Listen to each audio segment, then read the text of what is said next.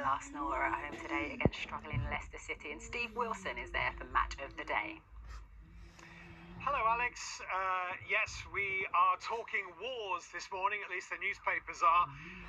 Arsenal and Manchester City, supposedly this is the next new battle for the next years of Premier League football. Well, Perry Groves is alongside me. Now, Perry, you were part of that Arsenal squad in 1991 when the battle with Manchester United really began. George Graham and Sir Alex Ferguson in those days, then Wenger and Ferguson later, of course. In 91, you were deducted 2 points, Arsenal, for a brawl at Old Trafford. Still won the league, by the way, which you won't need reminding of. Is this a war? Is this going to be like Arsenal-Manchester United was for all those years, or is it a bit of a phony war? I think it's a bit different because the manager mentioned before actually didn't like each other. Yeah. There was a dislike. Between Guardiola and Arteta, there's a mutual respect, and they are actually friends. But I think the media love a war. They love to build it all up. And from my point of view, as I mentioned on TalkSport during the week, that we can circle the wagons, because if you feel that the world's against you, like we had the 2-point deduction back in 1991, that just spurred us on. That just made us have even more desire and determination to go and win the title. Now, I've got to be honest, looking through the two squads here, City and Arsenal, I don't see too many Martin Keowns, Roy Keanes, Gary Nevilles, Peter Schmeichels, people who were really bad lads. Sorry, Martin. Tony Adams. Steve, yeah. I mean, these are, relatively speaking, it's a different era, isn't it? It is, but it'll be interesting in February. Obviously, both teams are at the top two places we're expecting to be when Erling Haaland comes here, because the ball that he threw at the back of Gabriel's head, I thought was quite funny. I think Wrighty would have done the same thing, but you can bet your life that Gabriel will have that in the back of his head, and Saliba, and there will be a little bit of retribution when they come here in February, so that'll be interesting. And of course, as you say, the difference is they know each other, they like each other, but I think now that Mikel and Arsenal are saying, well, he was saying this in yesterday's press conference, don't pat us on the head and say, well done, you only missed out on the title by 2 points. We're beyond that. We're a team that is competing, and we are going to be in your faces. Yeah, very much so. It's professional sport. You do what you can, when you can, to try and get yourself over the line. And I think this Arsenal team, especially like Declan Rice and Bukayo Saka, they'll be fed up of coming second. Come second 2 years on track in the Premier League, come second with England in 2 big tournaments. So I think that drives you on and think, right, it's time for us to win titles now and win trophies, and I think that's what they're going to do. Thank you very much for your time, Perry. We just heard from Alisson, of course. I don't think this is going to be a 2-horse race either. I think Liverpool might be part of that. Arsenal home to Leicester today. It'll be a big ask for Leicester to get anything here. But thanks, Alex. See you later.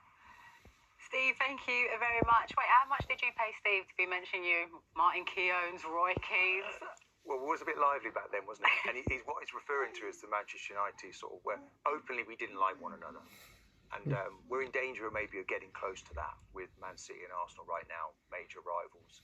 I think it's because the managers, they're just about to keep a lid on this because they're good mates and they're good friends.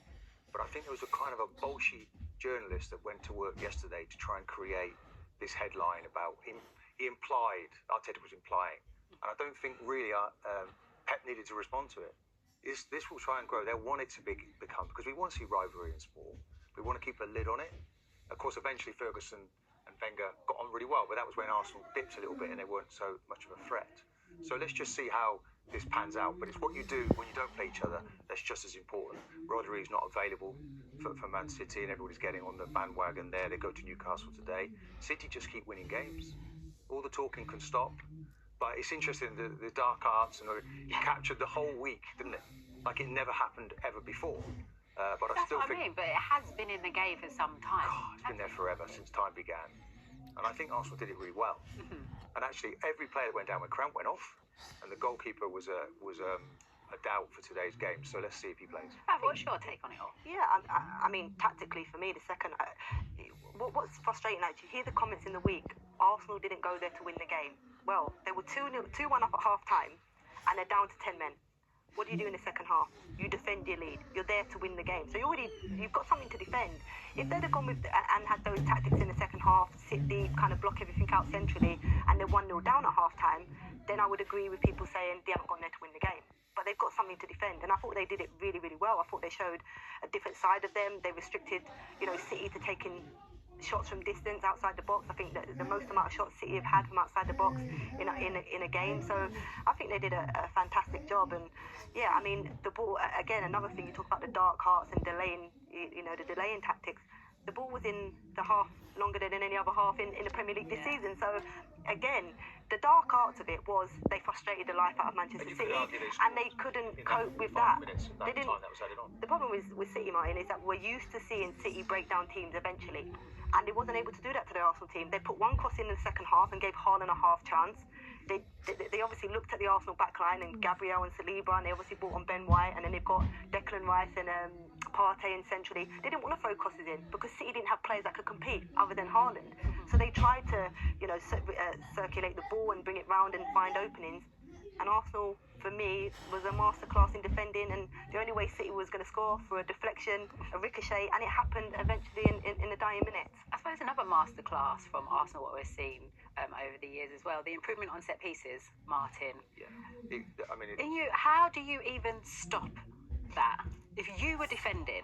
Do you know back in the day, this used to be your Wimbledons and your Boltons that would